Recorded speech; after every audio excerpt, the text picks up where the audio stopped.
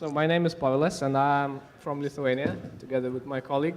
We are basically the founders of a company, which is, of ICO, first of all, which is basically a project we're doing the crypto payment processing. And, this is why we're raising money for the capital. So yes, this is here. This is why I'm here, and just to introduce my project and hopefully to promote it and to everybody who is actually interested in getting paid in fiat money while someone else pays in crypto. Great. And if you want to go next, this is a panel on ICO funding for anyone who just came in. Just a quick introduction, a little background about yourself. Terrific. So my name is Miko. Pleased to be here. Hello, everyone. I'm speaking at 9 o'clock to kick it off tomorrow, so you'll hear a little bit more from me. But very simply, I founded an exchange called Evercoin Exchange, and I'm an ICO advisor. I advise a number of ICOs, including Blockchain Terminal, which is here. I'm a venture partner with BitBull Capital, which is Joe over there. And as well, I think WorkCoin is another one that's presenting here that I advise, so, among others. So that's kind of me in a nutshell. Great.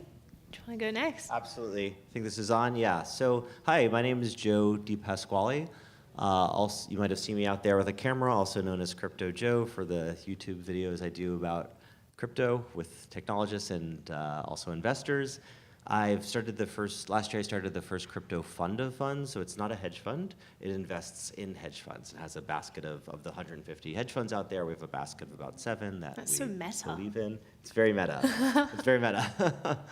And that's pretty much it. So my name's Joe, BitBull Capital. Nice. Hi, everyone. So my name is Xia Hong, and I'm the founder of a project called Bodhi. So Bodhi is a fully decentralized prediction market built on quantum blockchain. So I started to learn this area since 2011. So it's been like almost 7 years. I've witnessed like this area starting from a small bunch of like geeks where we keep talking about like what can we do with this new technology to today, like where so many people come and attend and try to participate and invest in this area. I do feel like there's a very bright future in this area. And for the past 7 years, I've been investing in a lot of great projects. Something like, for example, like last year, I invested in Omisigo, Radio Network, etc. So right now, part of me, I'm the founder of Bodhi. So we just raised about $24 million worth token through Quantum. And right now our token is being listed on exchange. And the other part, I'm also one of the partners of Continue Capital, where we keep investing in a lot of great projects in this area. And I'm here today very happy to share about my experience and why I'm thinking about this area. Thanks. Wonderful. Do we have our actual moderator on stage? Or otherwise, I am quite happy to moderate. No? Because we're still missing 2 of our panelists. I'm not quite sure what we're on with our panel. But you guys have extensive experience, all of you, with funding, fundraising, investment. I know there are a lot of people here in the audience who are doing ICOs. Perhaps they've just finished it. Perhaps they're at later stages. So I'd love some advice if we start from the end and just go through what is top tips that you would give to people who are starting ICOs in terms of getting funding, either from, in a decentralized way, from a community, getting it from VCs? Yeah, so I think this is a moving target, so we're constantly seeing change in this space. One of the things that's super interesting that's happening right now is there's a really interesting polarity that's happening between the expected public sale and private sale. So these two things are basically kind of mirror images of one another. The case study that I would cite is actually one of my own portfolio companies, Refurium. So Refurium actually ended up breaking the Telegram hard cap. So they went from 50,000 users to 75,000 users to 100,000 users in their Telegram. And the thing that happened is they ended up whitelisting 800 million USD worth of interest in Refurium. Pretty interesting dynamic. And the thing that happened is they ended up raising their hard cap in private pre, right? But the thing that's really interesting to me is that those two components actually have a dynamic interaction, right? So one of the things that's been fascinating is working with a company that's B2B, like a blockchain terminal that doesn't have 300,000 users, that are B2C, right? So because of that, they don't have a Telegram channel that's like blowing up, right? So but there's this kind of funny dynamic, right? Which is when you see this huge long tail, then it drives, the front end, right? So I think the dynamic is very interesting. So one of the things that is interesting right now is that, things like the size of your Telegram channel actually are reflected back through sites like ICO Drop, and people who are doing analytics on your DL are actually starting to be cued by that. I'm not sure if that's a good thing or not, but it's a thing. So that's something to be aware of. I guess the other thing I really wanted to comment on is get a good legal team, right? Regulators are out there and they're watching, and they're gonna, the thing that's funny is there've only been 4 enforcement actions, but I can tell you that there are thousands of emails that have been sent. And when you get an email from the SEC, it's usually not, hey, how's it going? And you usually will respond to that email by doing things like shutting down your ICO or the like. So in other words, just because there's only 4 enforcement actions doesn't mean that like everybody's doing whatever they want. So get a good lawyer. Thanks. Right. All right, hot tips. Well, my input in this discussion will be slightly different, I guess, because I could sort of give my point of view from 2 different directions. Right. Because one of the direction is obviously, well, I'm involved in the ICO. I'm the, marketing manager of the ICO and, in a way, a co-founder. But that's not the first ICO. So first ICO, which we did with a colleague who's sitting there, was the token desk, which we successfully accomplished and raising like over 15 million euros, roughly. So I mean, I think that would be the most interesting. Like, what are some lessons that you learned and some tips you could provide for people? Yeah, so that helped us to understand that, for example, team is probably the most important thing, just next to the working product, or at least the MVP, which is, which you can actually show to your potential investor and for them to be, to get a grip on what you're trying to fund. From the other perspective, we are actually set up sort of a ICO incubator in Lithuania, where we are doing more projects than only this one, where I'm from. It's like 10 active projects, 10 active ICOs that are actually being developed, or either they are finished already, or so on. So there are so many different things that becomes important in every single project that is really, it's a massive amount of different details. So the team, MVP, and probably a good plan, like a business plan, is very important, like in general. So that would be my input from my experience. And just on that note, I mean, putting together your business plan, would you encourage people to bring on specialists onto the team to focus on that? I mean, it's a pretty large undertaking for anyone who's done an ICO. Yes. Right. Well, yeah, of course, advisors are very important, and you need to, to have these advisors to actually advise you, not just to be on the website, just, the face, beautiful face. Oh, yeah. No, they have to actually work for being there. So, yeah. Right. Yeah. Thanks. As you were saying, of course the team is important, the MVP is important. I think from the investor's perspective, you have to look at what are their options in blockchain and to have crypto assets. They can invest in something that's, ICOs are often seen as the most venture capital-like or angel investment-like of crypto asset investing, right? It's very high risk, but also potentially highest reward. So when there's a bull market, they might do the best, and when there's a bear market, they might do the worst. So you need to provide them the security that you do have a good legal team. Something that comes to mind to me is that last week at the Senate Finance Committee hearing, the head of the SEC, Clayton, said that he'd never seen an ICO that he didn't think was a security offering. So I know that a lot of lawyers are very in tune to that, and many people say that they're doing utility token, but at least the SEC last week said he hadn't seen anything anything that didn't look to him like a security. So you need to have your legal team look into that. And you also need to create this case for why, the reason that ICO investing in the last several quarters has outpaced the number of dollars that are being put into seed and angel investing is because of this, you can get this venture capital-like reward with liquidity. So I think you need to tick the boxes that a standard venture capitalist would look for, all the ones that you were mentioning, and then you'll be off to the races. But regardless of this kind of cost benefit that you're looking at, for me, the entrepreneurs I know who are going through ICOs, it is one of the most rewarding professional experiences that they've had in their lives. They're getting into, they feel lucky and feel fortunate to work in the blockchain and to be going through this massive learning experience of doing an ICO. So I think that shouldn't be discounted as it's just the wonderful educational and experience that you'll have yourself through going through an actual offering of a listed token. Yeah, I mean, in general, I think ICO is really different, and it's not something like as you imagine. So think about like when I invest in like Ethereum back to like 4 years ago. At that moment, the project is there. Everyone can invest in, but even myself, I only put like $3,000 in that project. It's a time where like people feel skeptical about the future of Ethereum, right? It's a golden time if you look back, but it's so hard to like persuade yourself to put money in.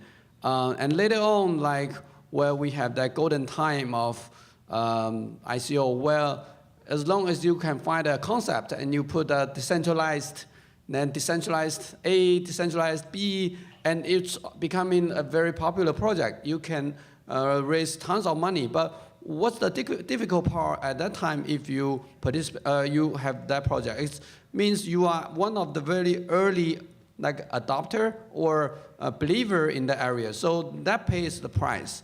But now like there are tons of hundreds of projects. If you try to give me another white paper saying decentralized XYZ, I wouldn't invest in that project. You have to find your own unique point. Just like when you go through like regular fundraising steps. Again, when you pitch, you want to tell what's the different parts. Besides that, I'm also like running Bodhi prediction markets. So we also go through this crowd sale stage. It's really difficult. It's really hard. You have to maintain a community.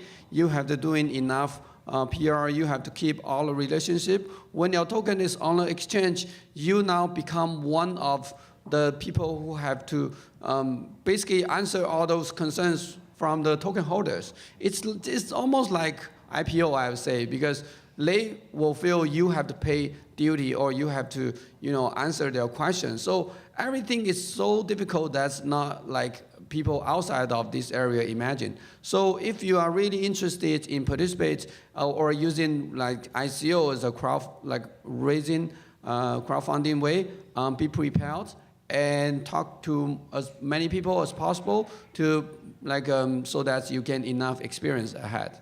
Yeah. I think one of the most important questions is how do you break through the noise? There are so many ICOs out there. I can't remember whose presentation it was earlier, but they showed part of that video, screenshots of that video where you show how many different ICOs there have been, how much money has been raised.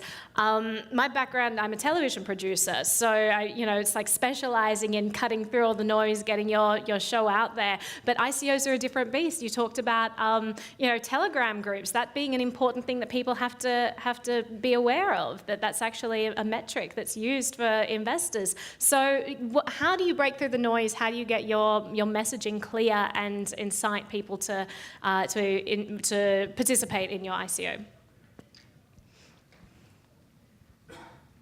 My perspective about this is it comes down to the people, right? Like the thing that I think increasingly what's happening is that a decentralized form of intelligence is forming within the community, right? So one of the wonderful things, for example, about this show, D10E, is that in essence, kind of the heart of D10E is like a tribe, right? And it's something that I refer to as as the Brock chain. You know, I love that. and the way that this group actually operates is that it is forming like a village, you know, and that the people know each other, and many have known each other for decades. And in a way, like, what is that? Like, what is that about? What that's about is it's really about people trusting other people, right? So to me, like what happens when you activate networks is that you really start to create amplification, right? So I don't think it's just a quant game of like, what do they call it, growth hacking, you know? Like I think that's really not what's happening. I think what's happening is about people. And you know, what I see, you know, for example, like the B token, you know, another deal that, you know, decentralized Airbnb that I'm advising, you know, they broke Telegram before Referium, and you know those folks just sat in their Telegram and answered everyone's questions for like 24 hours a day. You know, so they're really working hard on developing their community and you know being real. So I think authenticity matters. I think network matters. I think people matter. Trust matter. How you treat people matter. Right, and that's something that Jason King says often, you know, cryptocurrencies, they live and die by their communities. So if you don't have a strong foundation, you know, people aren't going to back you up, aren't going to participate in the ecosystem, so you really do need to build that. Do you have any advice in that realm of breaking through the noise and unfortunately, Telegram groups are sometimes a very good source of the noise, because we had this many times, like our groups, I mean, our other projects, they are just overwhelmed with the noise, and then you have to actually work a lot, much harder to just actually go through and find the right people to answer the right questions, not just, you know, write anything. So anyway, so yeah, another point obviously is the community management, all these Bitcoin talk forums and Reddits and so on. I mean, it's very important to have enough people and smart enough people and interesting people actually who work for it, and they do all the community management, chatting, whatever it is. So this is how you can actually go through the noise, except of course if you have a lot of money for digital marketing. So yeah, that will help, but you know, if you don't, or if you at least have an average amount of any ICO, well, let's see, and you still have these people who would actually work hard to do all this management of the community, then it will actually be, well, the success will happen, or I guess. That's very important, really, extremely. And then on that note as well, looking at different ICOs that have happened who've since had some trouble, you really see the difference between the ones who took the time to build up the community and those that didn't. And you see people standing behind certain projects when there has been controversy, and people sort of abandoning others where they don't feel tied to it, they don't feel loyal to it because they haven't really participated in that. They probably don't understand it as well. So it can be very helpful to build that community. Absolutely, because again, we had all the bad things, all the worst things with our first ICO. So we know that I know that from experience, that if you don't build a community, well, the community will build anyway, build up, and the question is what kind of community this will be. So yeah, you don't want that other kind of community which we had. So yeah, do it before they do it. So. Right. I wanted to make a quick Yeah. I just want to make a really quick response. So you mentioned digital marketing, so I advised a publicly traded German stock exchange company called the Naga Group, and they actually really heavily use digital marketing, and they use advertising. You probably saw the ads actually, and you know, they built probably one of the world's largest lists, 65,000 people on their white list, a very, very large white list. But honestly, what's happened since is that the tokens have kind of come a little bit below offering price. I think in the long run, they're definitely going to continue to grow, but the thing that happened is I think that there were a lot of weak hands in there. So to me, like, I was surprised they raised 50 million using this kind of technique, but I think it's very thin. So to me, what you really want is you want people that believe in you and your proposition, and they'll hold, you know, and they'll maybe buy more, right? So to me, like, that you can't replace that with digital marketing. You can't replace it with growth hacking.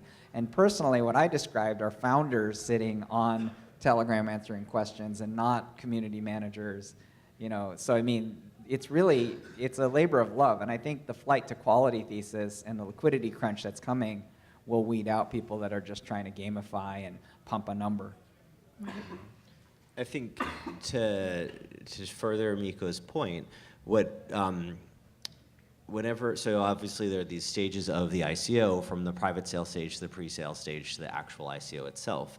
What you'll find is that even for specific types of ICOs, like stable coins or payments coins, there are whales who are interested in those specific types of coins, and those whales are known to hold those coins. So, and there are funds that are well known to be long-term holders instead of kind of day traders of coins, and those will be some of your best partners throughout the business. So it's much like a venture capital process, actually, where you're talking to the blockchain, perhaps, and you're looking at who are these people who are going to, who's going to, just like an IPO, who's going to underwrite this ICO in a way? And who's going to be my long-term kind of whale of a partner who isn't going to just sell? So many times we see these ICOs that launch, and then there's what I joke about as the post-ICO discount, which is the ICO just going down. So you really want to make sure you have some larger partners in there who can underwrite your ICO. May I ask, what's the question again? So the question is, how do you break through the noise? There's a lot of information out there, and a lot of competing ICOs. So how do you make yours stand out? What's a good tool for people? Yeah. So, again, it depends. I agree there are so many noise in this area.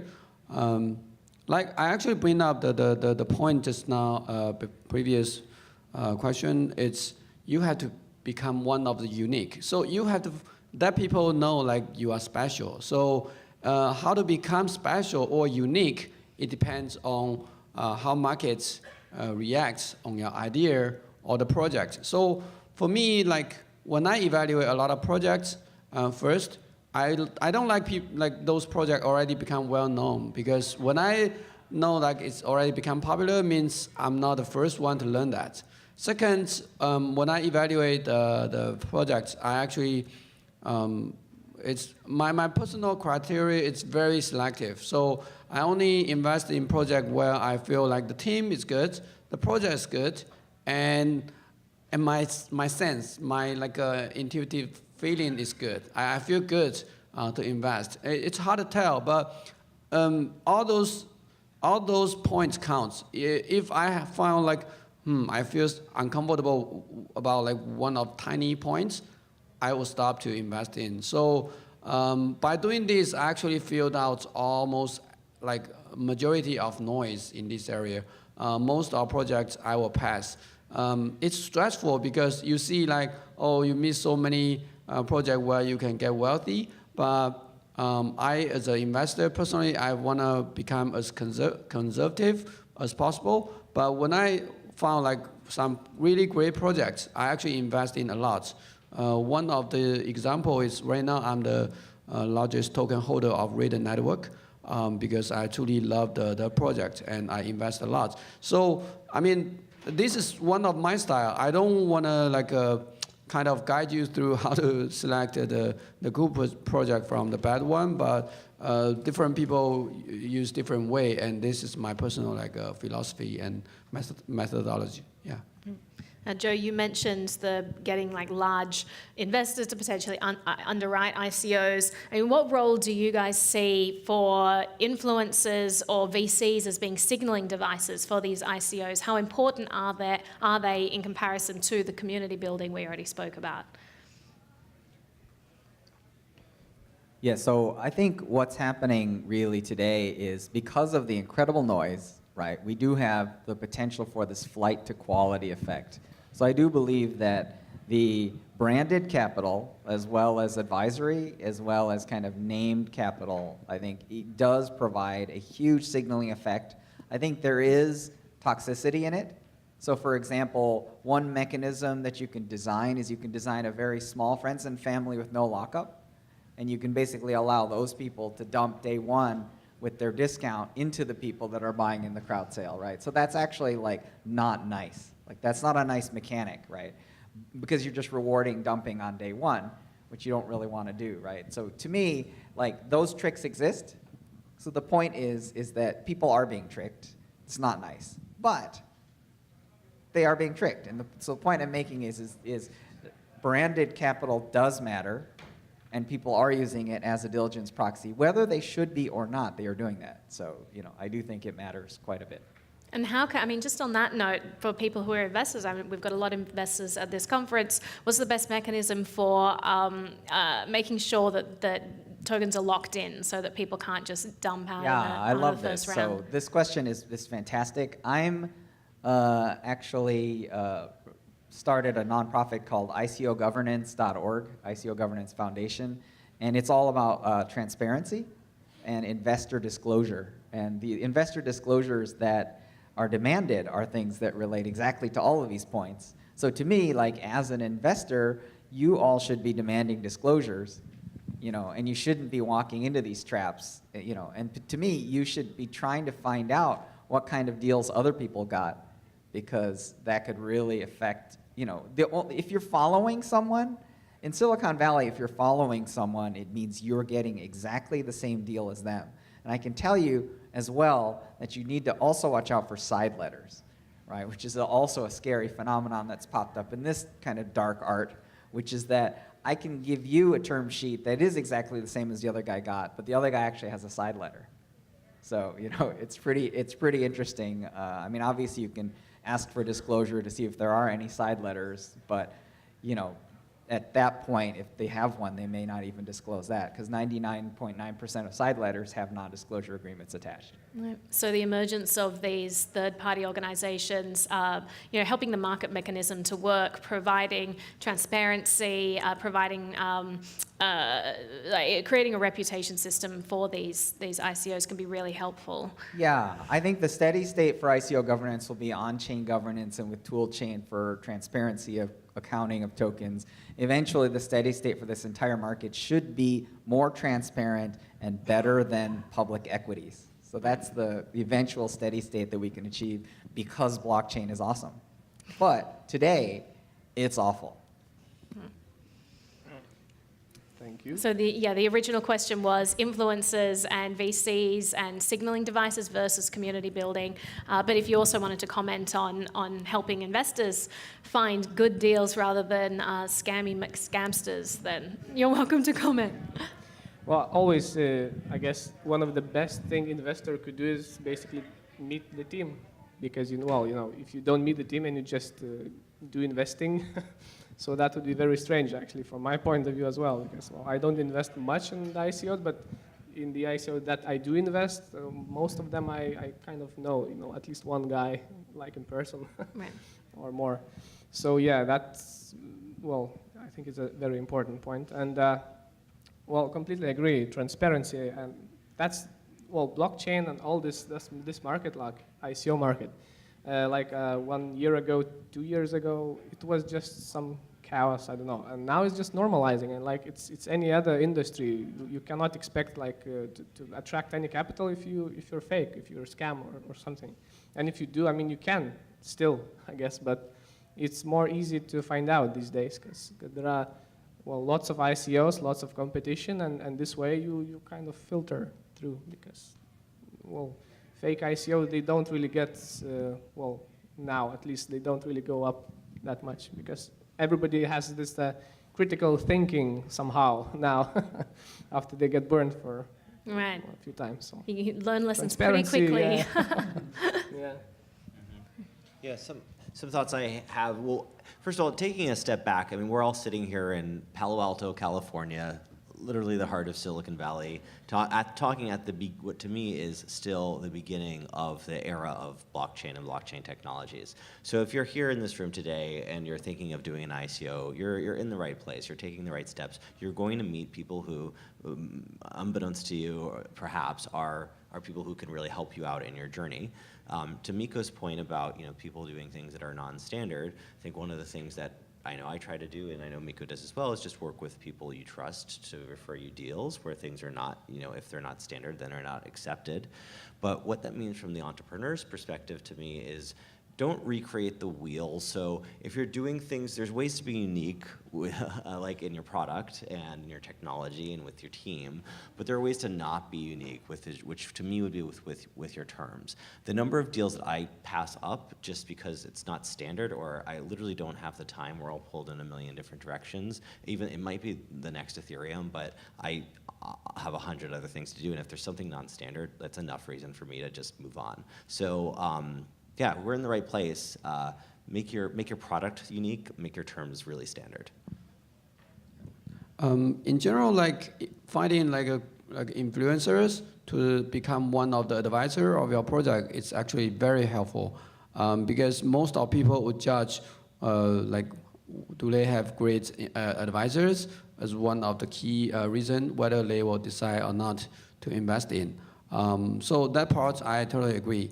Myself, I really try to get avoid of this. So like I just said now, if it's already well known, I think one of the key reasons probably is because they are get invested by Polychain, by Pantera, by a lot of great guys. And there are only two results. One, you almost cannot participate in these rounds. Second, you are able to, and you are too late. So that's why, like I said just now, I myself try to invest as early as possible. And you may ask, am I one of the influencer? I am in some like of my personal like crypto circle. People try to follow up my portfolio, and I myself try to keep as silent as possible. I'm quite open to my people, to my friends around me. Whenever I invest in anything, I will tell them. But I would never list on webpage or share on my blog, hey, this is why I invest in, try to follow me. Why? Because this area right now is becoming an industry. But back to 7 years ago, I was one of the people who helped to contribute and build this industry. I think it's not a good thing to help to, pump the hype.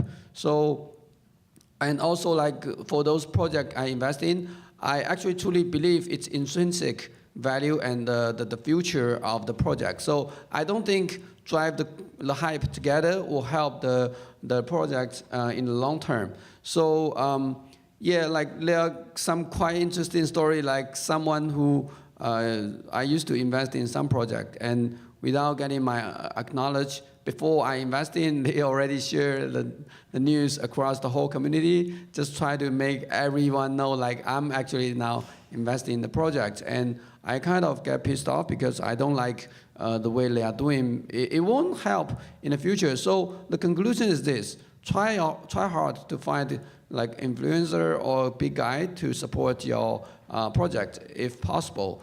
But even if you got them, don't try to use that to like drive the hype or control the market.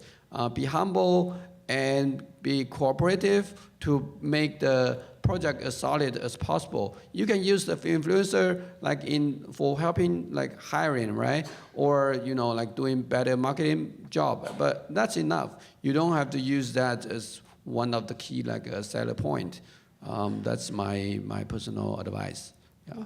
We've actually run out of time here. You guys have been great, and thank you for making do with me, your second choice moderator, but this has been really helpful. Again, if anyone has questions, please come and ask these people. They have a lot of experience with this, either through investing or running successful ICOs or running unsuccessful ICOs and learning a lot of lessons. So please do take advantage of them, and thank you so much for chatting with me.